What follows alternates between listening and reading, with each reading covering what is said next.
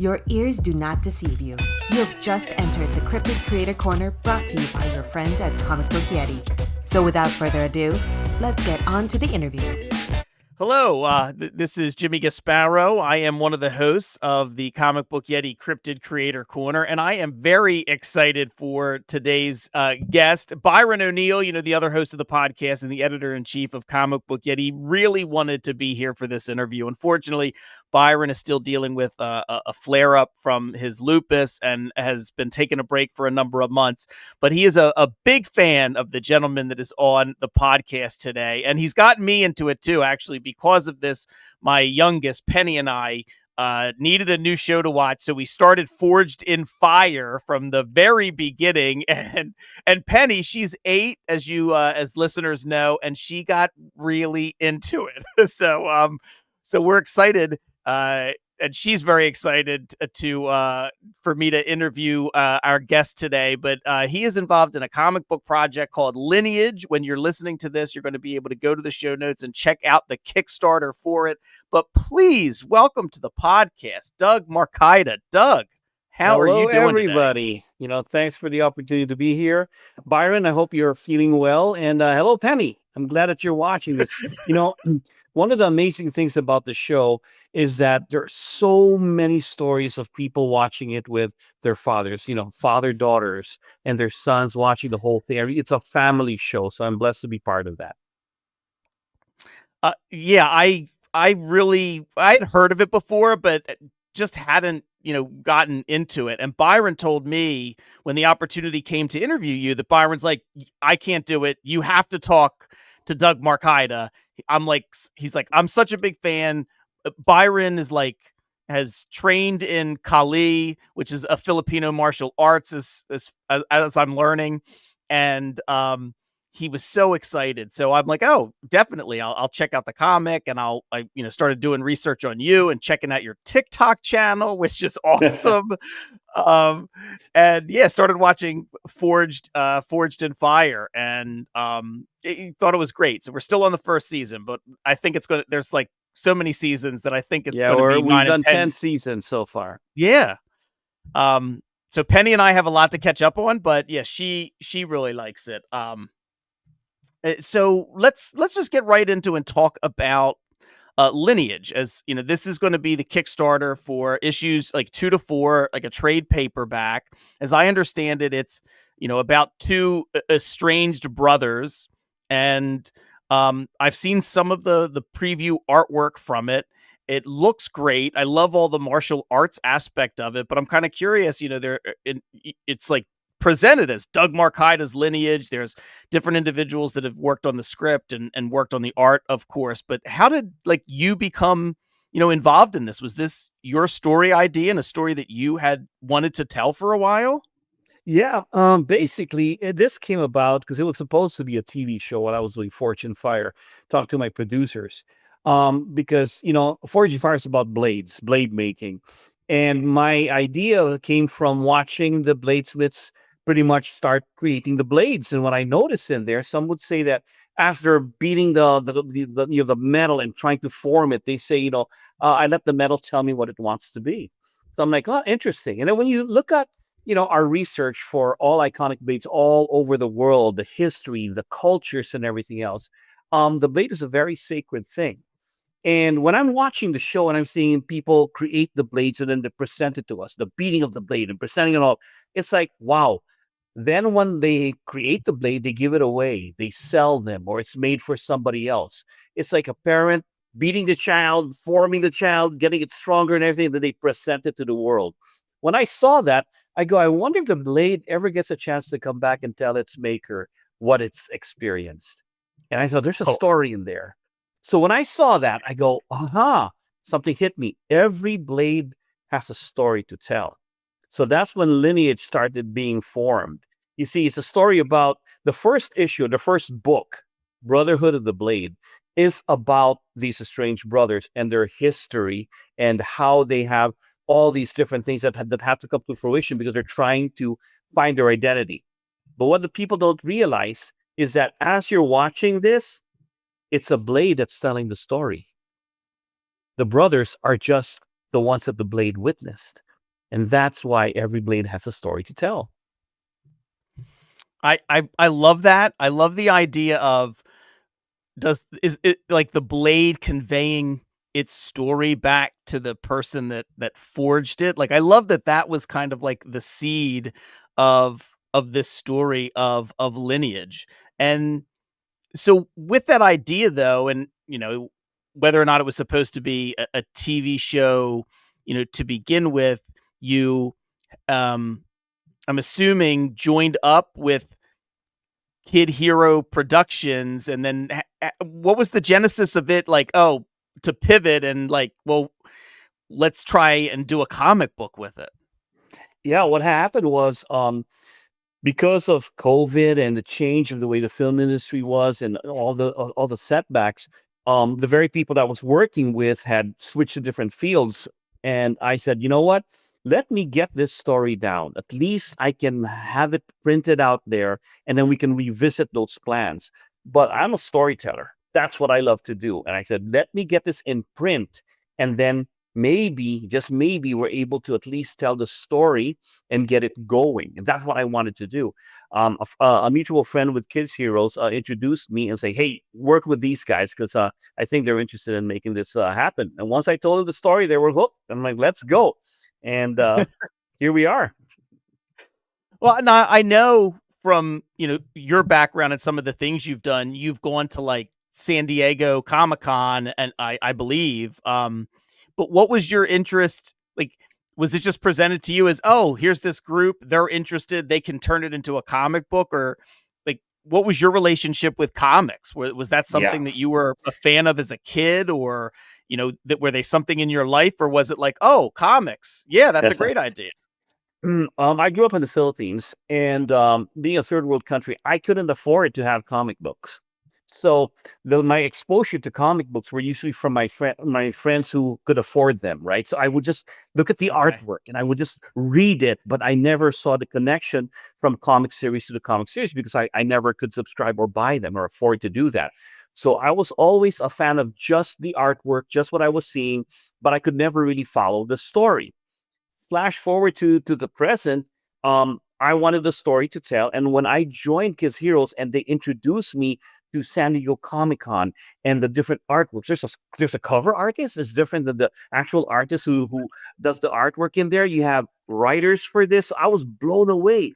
But what really got me, because when I was first looking at the artwork, to me, I couldn't tell if it's good artwork or bad artwork. I just see great artwork, right? It wasn't until Yeah. later on that I talked to some people who were considered legends, like Rules Portacio, right? For example, and he says, "Yeah, you've got a great artist there." I go, "Oh, that's cool." But then the fact that these guys are able to really put my imagination in print, that blew me away. Now, San Diego Comic Con, watching the comic world really taught me a lot about how people are so passionate about comic books.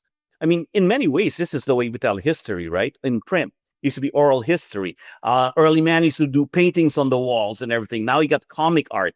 But what I loved about it was how people are passionate about this, how they understand the storytelling of comic books.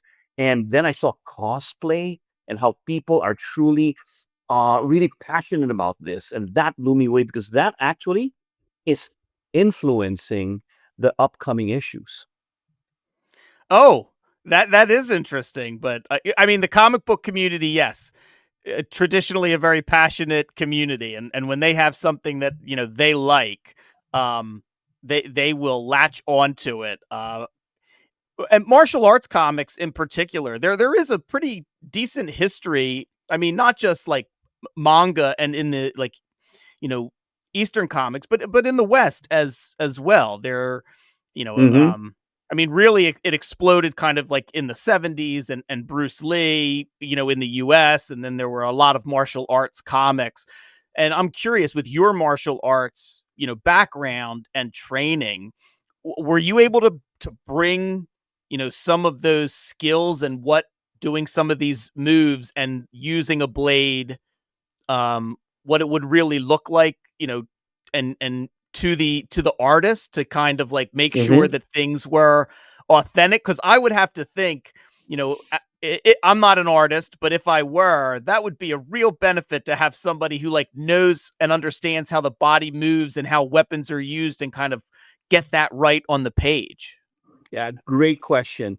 When I first talked to the artist, we had a conversation about this. So the first book is called Brotherhood of the Blade. And it is my first story. The first story is about my culture. Where did I come from? The Philippines.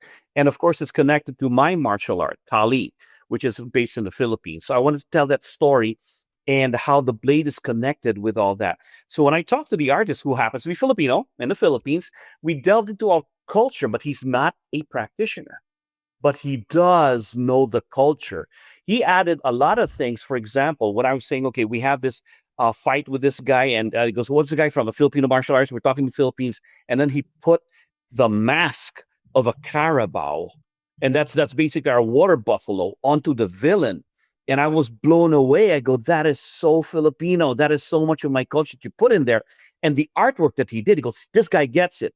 But what he doesn't understand are the moves. So I told him, I don't want this to be another X-Men, Superman punch and all this, punches that you see. I go, I want you to take the moves and the bows and the rituals from my martial art. So what I did was I actually recorded myself and my brother training with blades.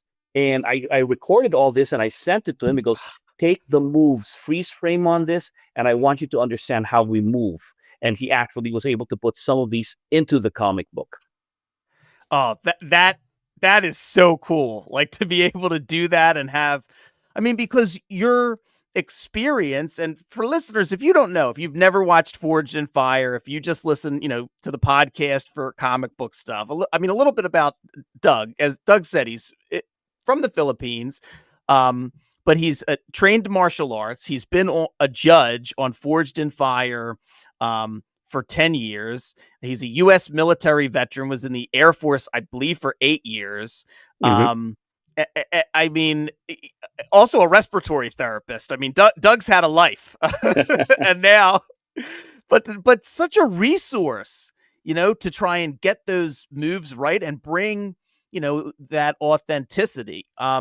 I'm curious if you could tell listeners a little bit more about the martial art that you practice in terms of like Filipino martial arts. I have a very limited understanding that Mm-hmm. Byron tried to give me an education before our interview. So I understand it's mostly, or not mostly, but more geared towards like weapon-based fighting in terms of which makes sense, but in terms of your practice. Is that right? Yeah, well, the Filipino martial arts is like any other martial art, right? People use it for so many different reasons. In the Philippines, we're tribal, where we have 7,100 islands.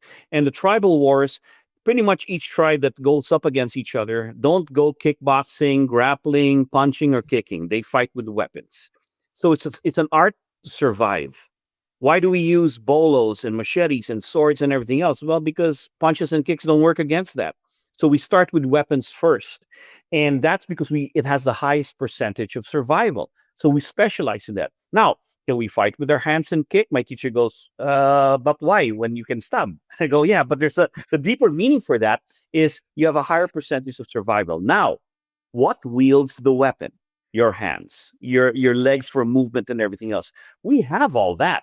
But we're always saying that the hands are for loving, for caring, for taking care of your family. Now, if it's combat, pick something up. It's a force multiplier, right? I mean, you have a 5-year-old punch, it's a 5-year-old punch. You have a 90-year-old punch, it's a 90-year-old punching, right? Now, put the knife there on the 5-year-old and the 90-year-old is very sharp. They're dangerous. So that's what Kali starts out with. But Kali is also something very metaphorical. It tells you that it doesn't matter what's in your hands, it's what you can do with it. So a knife is basically based on its attribute. If it's got a point, it can puncture. If it's got an edge, it should lacerate. If it's flexible, it should be able to wrap around or snap. It can all become, basically something that you can throw, and it can be a mixture of all. So can we use a toothpick? Absolutely. I mean, Filipino martial arts is all over the movies. Born Identity, John Wick.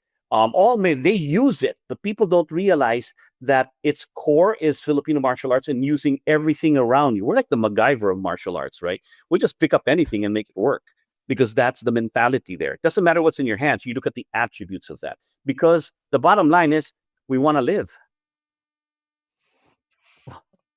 I could listen to you. I mean, I could listen to you talk about martial arts, Doug, for like the next 8 hours. I know that's not possible, but I love to hear you talk about, you know, how the culture has kind of influenced the development of the martial art, and I'm sure that's reciprocal as well at a certain point where the martial art and martial arts practitioners like yourself start to influence the culture as well. Um, I do want to talk more about Lineage, but I wanted to ask, uh, how did like that your like martial arts practice? How did that lead to you know, being a judge on Forged in Fire for the past 10 years? When they were looking to create Fortune Fire, they were looking for a end user. So we have a master smith, that was Jay Nielsen. Then we have a weapons recreator who does a lot of props and everything. That was Dave Baker from Hollywood. And then they wanted someone who could actually use it, and that's me. They found me on YouTube because as a martial artist, I'm also a special forces. I was teaching. I was a military contractor, and my job as a military contractor was to teach weapons combatives how to use knives, how to use your gun when bullets don't shoot anymore. It's a spear, everything but your hands. Pick up your helmet, use all that. So that was my job. Um, I celebrated my martial art hobby. This was my passion. And what I did was I recorded everything that I did and I put it on YouTube, and that's how they found me. Wow. Are you ever surprised looking back? Like, I can't believe that, you know, posting those videos on YouTube has led to the past 10 years on a show like Forged in Fire, because I mean, 10 years is a long time for a television show to last anymore. You know, they don't. Yeah. I mean, it definitely was a blessing to be able to do what I was so passionate about. I had to leave my respiratory job but actually that's not true because I left my respiratory job because I got a very big contract to teach what I love to do, the combatives as a military contractor overseas. But what had happened was there was a delay in my in leaving and to do that contract that Fortune Fire showed up, and so I said maybe I'll just do one season. But then it was like in the end, I'm like, I don't have to travel overseas. I live 6 hours away from where we were filming. This is a blessing. And look at what I'm doing. I'm getting paid to do this. Are you kidding me? So the rest is history. Wow. Wow. That is yeah, that's incredible.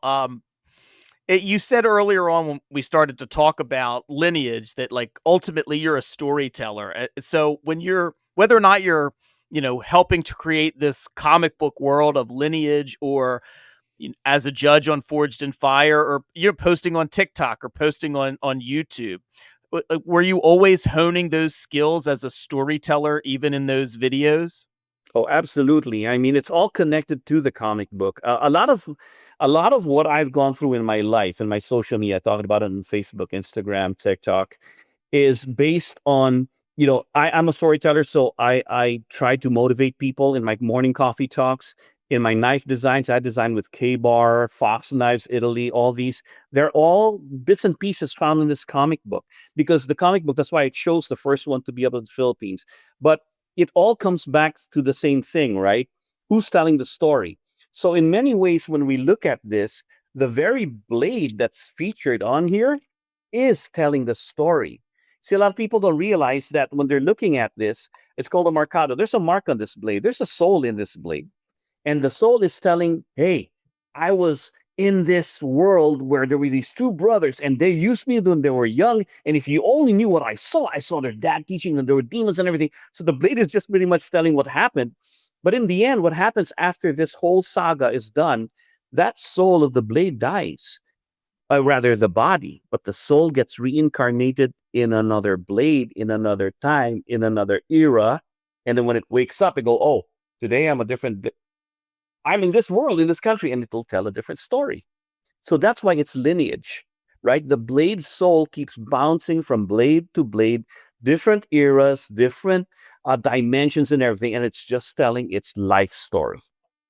No, I really like use. I mean, it really feels like the culmination of so many things that you have done, and I just think it's a really interesting concept. And the pages that I've seen, the preview pages from the comic book or from issue 1, I think they look great, and Thank so you. it really You know, looks like it's a fantastic team that has worked on this. Well, those guys are amazing. But what I loved about this, the whole idea here is it's really based on my time in Fortune Fire. We have to research and test blades from all over the world, iconic blades from history. So when I was exposed to that, I started to learn a little bit about the culture, about the Knights Templars and their crusades, about the Excalibur and the stories behind that. And my own superstitions with Southeast Asian blades, where some blades actually have spirits living in them, or you have to create a twin blade, all these different stories. So I'm like, wow, every blade has a story to tell. And I wanted to capture that in this comic series. Like book one is about the Philippines. Later on, wherever that blade will go, the soul will go to a different blade and different culture. It tells the different stories. But it's not always about the combat use of blades. Some blades we use not just for destroying, we used to build. We cut our food with a blade. We Yeah. build things with our blade. So it's got a different story. It's just a witness. Some blades in our stories will just basically tell us maybe about a love story or a triangle of the stories. All these different things we never know as we get there. But it's so inspiring to use that as a media instead of everybody talking about the blade did this, the blade did that. Look, doesn't matter what's in your hands. The blade is not a bad thing. It's what people do with it that makes it either good or bad. And I bet you that blade was the one to say, I can't believe he used me for that. Or it's amazing I got to be used for this. Oh no, I love it. I think it's I think it's such an interesting concept. As a practitioner of martial arts, and especially, with the being known for Forged in Fire and Blades, what are some of your other like influences in terms of like television and movies when it comes to portraying martial arts? Or like I'm a lawyer by day, and so I am uh, much to my wife's chagrin, I am hypercritical for law shows if they are like too unbelievable. Do you get like that? Or are you able to just like enjoy it for the entertainment value of what it is? I try to enjoy it for the entertainment value. There's certain things only because, well, it's a fantasy. Even what I do is a fantasy. Think about that. Okay, you're a lawyer. Everything Yeah. I know as a warrior, my warrior ethos from the military, law enforcement training, all this, I am doomed to ever use it. If I don't meet the five, we call the five situations for self-defense, I'm gone as a lawyer. If I get punched right now and the guy runs away, if I chase him and attack him, I'm the one in the wrong right now. There's no such thing as an eye for an eye. If I attack the Right. aggressor and hurt the aggressor, not the aggression, I'm overdoing it. There are so many laws. If it's my life is not in imminent danger, I'm not allowed to hurt anybody. It's got to be imminent danger, and once that imminent danger stops, I cannot continue on.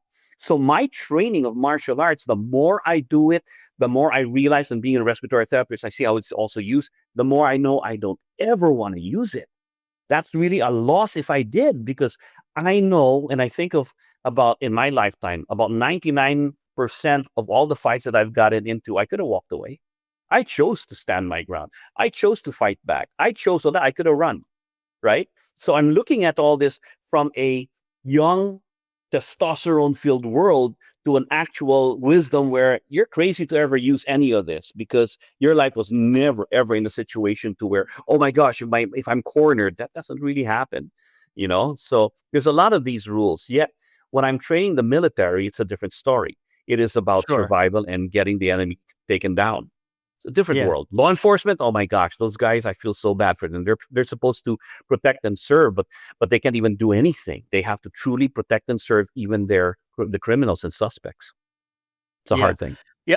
It must be. I very early on in my career before I went to law school, I dipped a toe into the world of not really even law enforcement. I was a probations officer for a year. Mm. That's the close Hmm.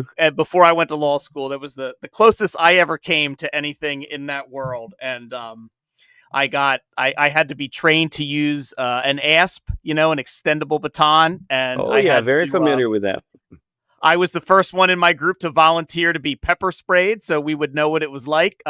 Listeners, 0 out of 10. Don't recommend. But yeah, I have to imagine it's a much much different world. Yep. And that's one of the things that I wanted to talk about in this comic series too, is the true um dangers of violence, right? Part of Lineage is not just about the two brothers finding out about themselves from their past. This is connected to a cult. And the cult is almost close to and was very much inspired by making the cult of cosplay. We Oh, become what we try to, our fantasies of putting on a mask. And what does a putting on a mask do to you?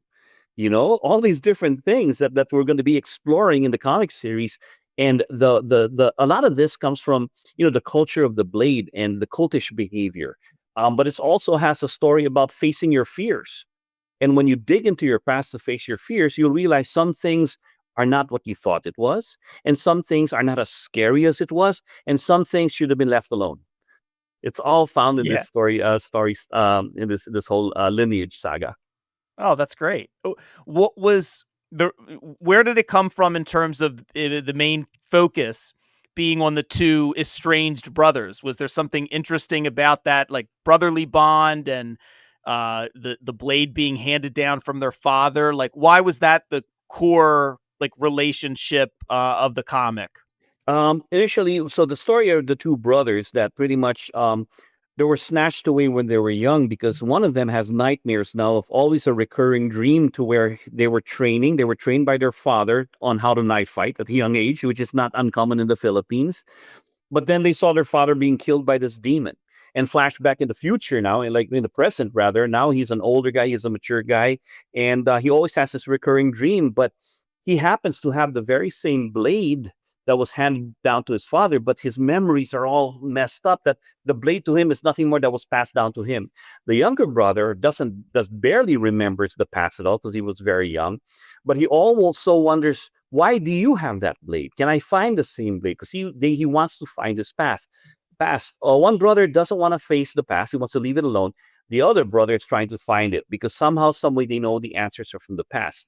So that young brother all of a sudden starts using technology like TikTok and has his own show called On the Verge because he's Virgil, but he keeps on looking into these paranormal research. He's researching everything about the blade and trying to find that kind of the very same blade.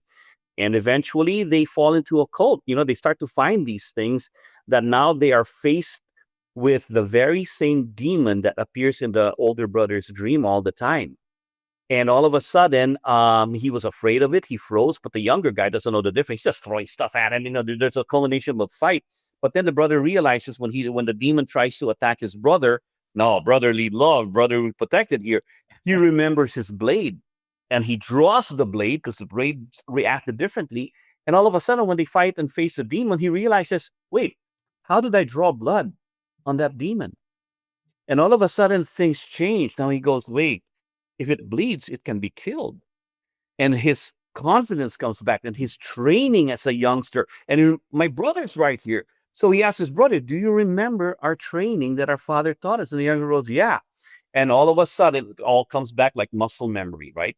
The memories come back and they work as a team and they defeat the demon with the blade. And then that's when they realize this thing that I thought was a devil or some kind of entity, and they see it's just a mask. It goes, it's a man. It's just a man. And the younger brother goes, oh, pretty cool. Look at your blade, man. You got a blade too. And that's the end of the first one. Now they realize we got to go home and find out what the hell this is all about. Because for the younger brother, they were finding a particular logo that they both recognized from their past. This is what the older brother was so afraid of. But the demon here, that everything that he ever thought of was so paranormal, actually is nothing more than just a man wearing a mask. And why did this thing come and show up and try to kill us? So that all has to be answered. So in many ways, it's facing your fears. It's also about brotherly love and protection. It's also about the story of a blade telling what's going on, but it's also a who done it. Now we got to find out more. It's a mystery thriller. What's going on? What's the story behind all of this? Things just like finding your past. Sometimes it's not what you think it is. Oh, I love that. That sounds right up my alley. And my brother Bobby and I, we love comics. Bobby A shout out to Bobby. He's the Cryptid Creator Corner's #1 most dedicated fan. Bobby listens to all my episodes. He's my younger brother by a few years, but my dad I is like growing up a huge like martial arts. He was a big Bruce Lee fan when he was a kid, and like he had us. We took martial arts like for a little bit when we were younger, but since I like my dad came down at my 13th birthday party that I had in the basement of my house and did a nunchuck demonstration for all the kids. Like nobody asked him to do it. He just came down and did it. But yeah. This comic sounds like something that like all of us, me, my brother, my dad would definitely be into. So I'm going to make sure that they know all about Lineage, that it's on their radar. It's right up your alley. Just think of the word itself, Oh, Brotherhood. yep. Brotherhood of the No. Blade. So there's a Yeah, lot of that going absolutely. on there. Absolutely. I wanted to kind of pivot a little bit before I let you go Mhm. I uh because I know you were born in the Philippines and you've talked a lot about that. I'm a big fan of like cuisine from all over the world, and there's a little place not too far from me in Wilmington that had it closed during the pandemic, but before the pandemic, it had really great Filipino food, and I miss it because I would just go in there, and even if I didn't know what it was, I would just point to something and they would make it for me, and every time it was fantastic. So I wanted to ask you, like, is there anything in terms of Filipino food that you would recommend to somebody? Say, if you find a good Filipino restaurant, like this is the dish. Do you like I mean, do you like Filipino food? Absolutely. I'll live and die with that. You should always try our adobo and garlic rice. You know, Okay, anything all garlic for right. me, but it's all based on the soy and garlic thing. I mean, I love adobo, chicken adobo, or regular pork adobo with garlic rice. It's one of my favorite staples. Okay. All right. Adobo and garlic rice. So that's what I'm going to be on the lookout for. So I had to ask. I'm just Oh, I of want to course. And you know. got to I try want the to know. Filipino barbecue too. Always Oh, Filipino okay. barbecue. Yeah. Yeah, the place that was near me in Wilmington before it closed. It had really great Filipino food, and then it also made like it made brisket, and it was some of the best brisket I have ever had in the world. It was That's just a cool. tiny little place. I think the family that ran it were from the Philippines, and they just knocked it out of the park every time. I miss it. Awesome. And now you got me hungry. Oh, well, Doug, I really appreciate you coming on the podcast to talk about this. I'm going to put a link in the show notes so listeners, you can follow Doug on social media. I'll put a link to his YouTube, TikTok. I'll definitely put a link to the Kickstarter, which I think is going to launch February 16th for February Lineage. 16th. And we'll be doing some more stories. Just follow me on my online because I got more to reveal. Is this a radio podcast, but just here, or is this a video actually? It definitely goes out like a regular podcast, but I do use the video. We sometimes put them up on YouTube. So for listeners, if you want to check out the YouTube, Doug, if there's anything you want to show, we'll put it on YouTube. So Well, just like every blade has a story to tell, the first issue was talking about this particular blade here, the Marcaida, the marked one. But as the story goes and we go back to the Philippines, more revelations of different blades that are telling different stories will be revealed.